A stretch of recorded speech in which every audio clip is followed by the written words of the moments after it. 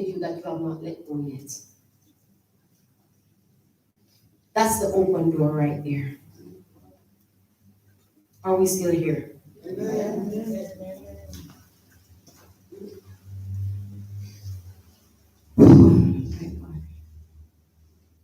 He used Israel's weaknesses. That means stiff-necked and prone to wonder.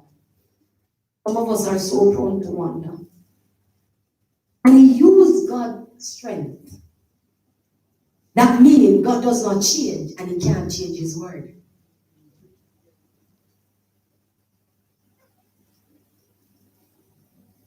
That's why the Bible tells you to guard your heart with all diligence.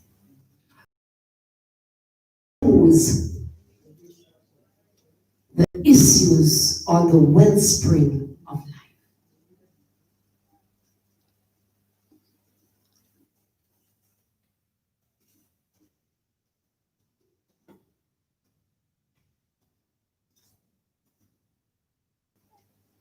Oh boy.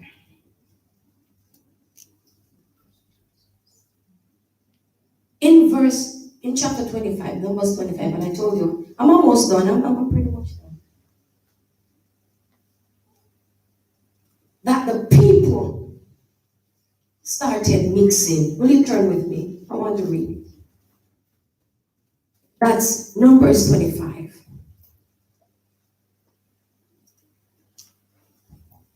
While the Israelites were camped at Achaia Grove, some of the men defiled themselves by having sexual relations with local Moabite women.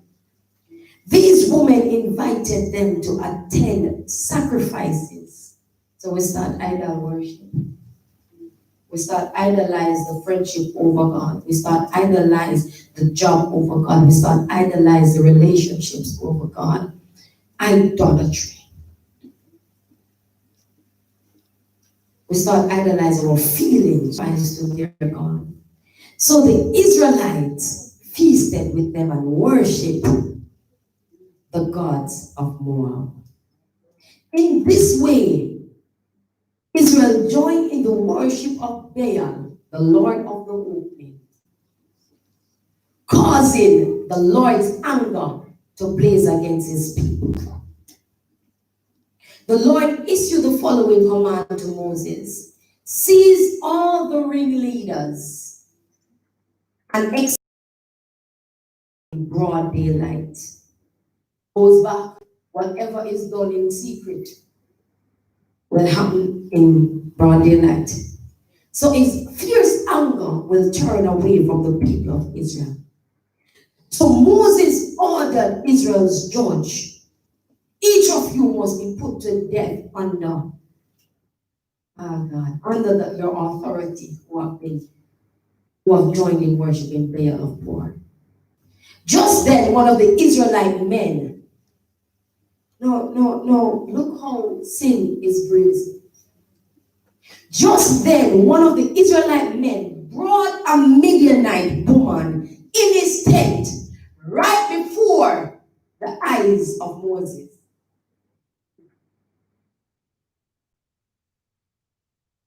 This is now where sin has become brazen. And sometimes we start out in secret until it becomes brazen. That even in the Lord's anger, the person did not fear God. Even in the Lord's anger, like them I say, oh God not talk to them alone. God talk to me too. Me bless. I'm among the blessed people. You being among them not mean that you're a part of them.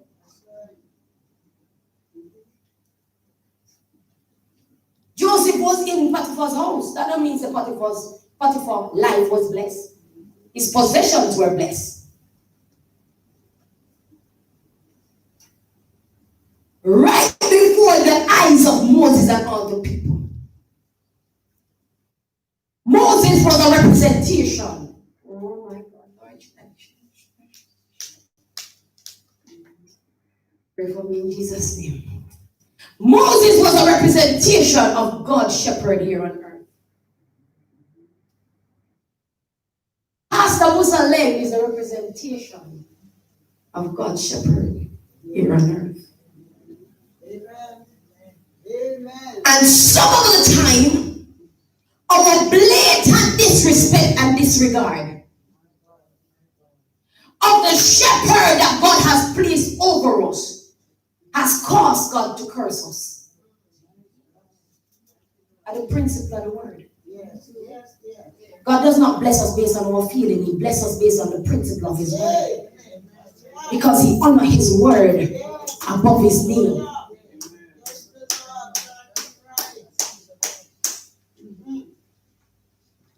And that's, I can stand here this morning, sis, and testify. My life did not become blessed until I started honoring the man of God.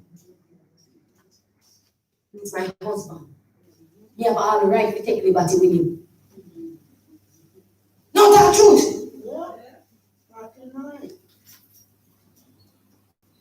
But I honor him to the point where even when we're going to have preaching engagement, we make sure I ask him, can I go?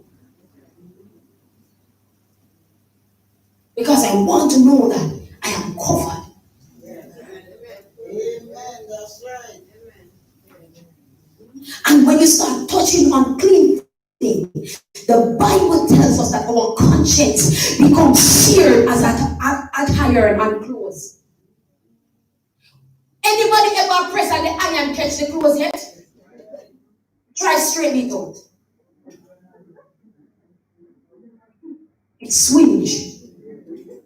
It's scarch. It becomes coarse. In other words, the more we indulge in sin is the more disregard we have of the things of God and the people of God. Am I talking to anybody? Amen.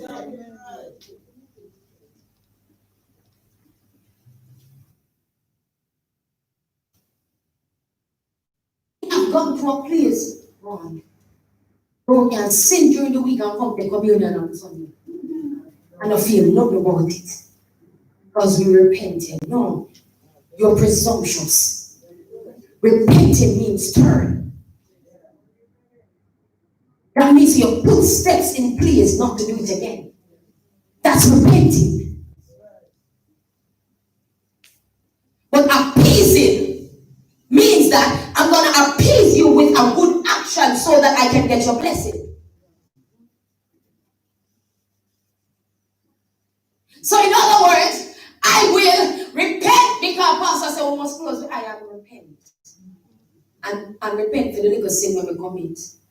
But I'm going to know when they get big sin and little sin. And I'm going to repent, Jordan. But I'm still going back. I never repent. We just drink some juice and eat piece of bread. Repent means a turn of heart.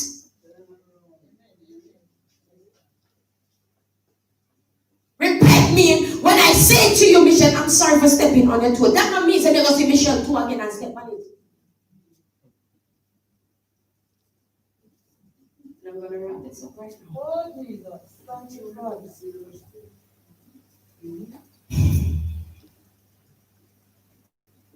Oh, boy.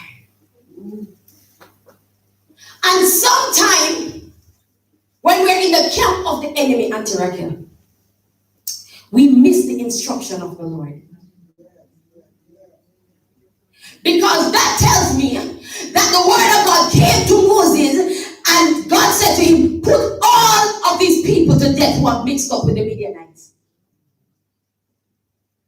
The very fact, oh my God, that you are able to bring a Midianite woman in, that means you have gone to get her to carry her in.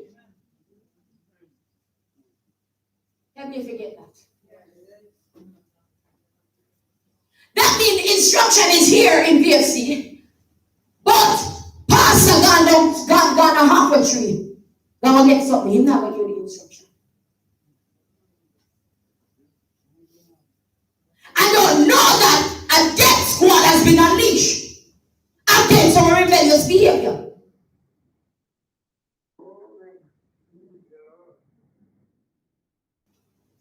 That tells you, because the word of God tells you, and I'm wrapping this up, the word of God tells you that when he came, he went, that means it was something that was being practiced. But then God drew the line. Some things may seem like a norm in VFC, but it displeases God. And now God has drawn the line. Oh my God. And so the Bible said, then the Lord, let me go up a little bit more. When Phineas, son of Elias, and grandson of Aaron the priest, saw this, he jumped up and left the assembly. He took a spear and rushed after the man into his tent. Phineas thrust the spear all the way through the man's body and into the woman's stomach.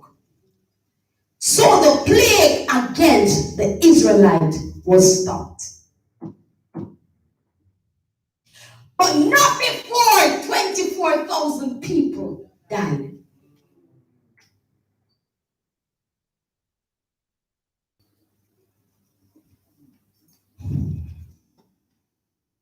When you eradicate the sin from out of your life. Verse 10. Then the Lord said to Moses, Phineas, son of Eleazar, and grandson of Aaron the priest, has turned my anger, one person's action of righteousness, and help to make a change from the Israelite by being zealous among them as I was. So I stopped destroying all Israel as I had intended to do in my zealous anger. Now tell him that I am making my covenant of peace with him. In this covenant, I give him and his descendant a permanent right to the priesthood. For in his zeal for me, his God, he purified the people of Israel, making them right with me. For I am this mighty person. I looked up the word.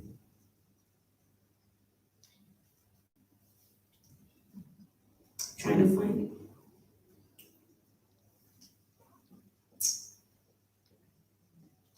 The man that died, the one that Phineas killed, Pastor, his name meant my praise, my music. The woman's name was Cosby, Cozbi, mean deceiver, deception.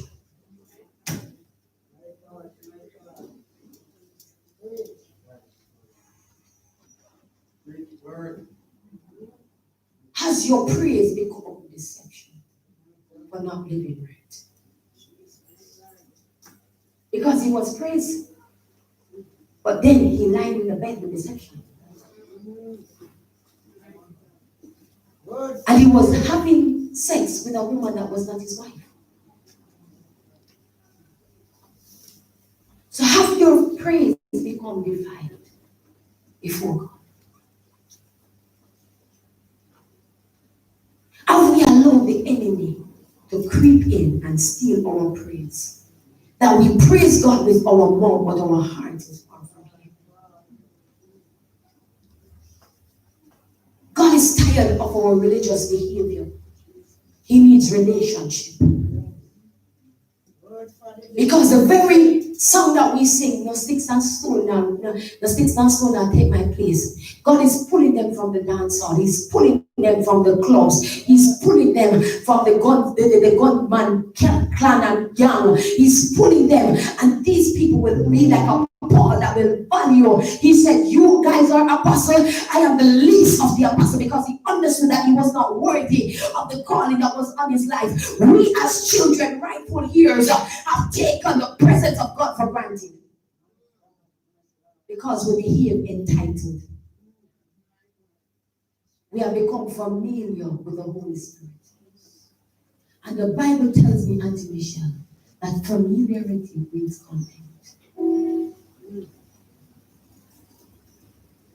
So the question is asked this morning, do you have any woman in your life? Have you allowed Balaam to deceive you? I know what to was in the past.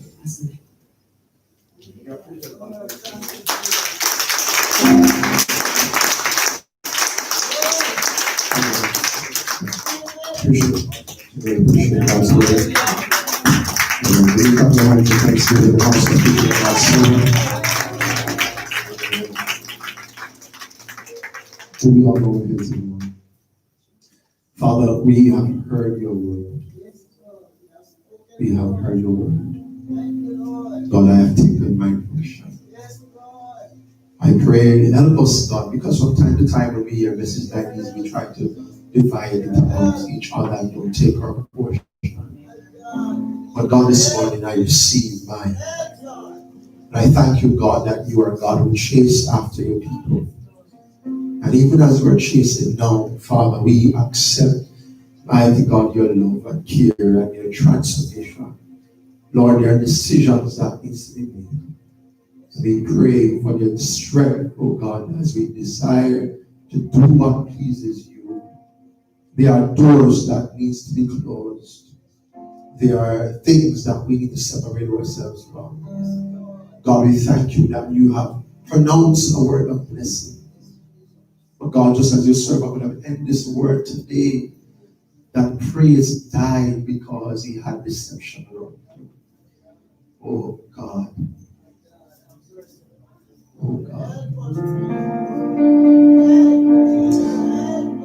You know, I didn't want to share this with the church, but I'm going to share it. Tuesday morning I had a disturbing dream. My wife and I, we had just finished building a house on the beachfront. Very nice house. Walls were rented and finished. I just painted into a new place. And we felt accomplished. We felt good. The time she said, my God, years of praying. And we finally got a house. Across the beach, there was a boat. And there were members of VFC in the boat. And I was just looking out, looking at the persons in the boat. For some reason, they should not be in the boat. But they're going for an enjoyment, right? And I'm just looking at the shore. The guy who was driving the boat, someone I know quite well, my cousin back in the country. And I'm looking over and I was smiling. And the guy turned around to start the boat engine. I saw people coming down. There were rocks. And falling on the rocks. Falling in the water. Some died. I said to my wife, let me go help. And I didn't say this to her. Because as much as my wife told me, yes, go ahead, God didn't want me to do it. And it hurt me. And I remember something that this man prophesied one Sunday. And it hurt me. And I said to God, I said, and somebody said to one of me, why did you? He said, I just wanted to enjoy myself. And there were pains all over. Church of God, let me tell you this. God is coming again. The time is upon us. Let us live right. Amen. And let me tell you something. One thing about your pastor, I want to learn. I'll never do anything to please anyone. I have a mandate here and I need to carry it out. And a lot of leaders, pastors are in trouble. You know why? Because they choose to do what will make the people happy and comfortable. And not what God is